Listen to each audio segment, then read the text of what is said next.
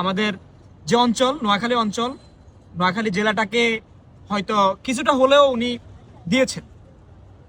এটা হচ্ছে একজন মানবিক দিকটা যদি আমরা হিসেব করি, সেই ক্ষেত্রে আমি এটা বলতে হয় যে প্রত্যেকটা মানুষের ভালো এবং খারাপ দুইটা দিকে থাকে।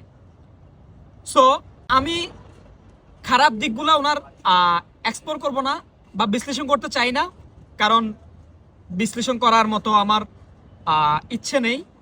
আমি জাস্ট একটা কথা বলতে চাই, উনি একজন লিডার ছিলেন, উনি একজন নেতা ছিলেন, নোয়াখালী জেলা 4 আসনের এমপি ছিলেন। সো এই যে নোয়াখালীতে বিগত দিনে যারা নেতৃত্ব দিবেন, আমি তাদের উদ্দেশ্যে কথাটা বলতে চাই যে আপনাদের এই যে বিষয়গুলা, একরামুল করুম চৌধুরী সহ এই যে পূর্বে যারা নেতৃত্ব দিয়েছেন আওয়ামী লীগ থেকে,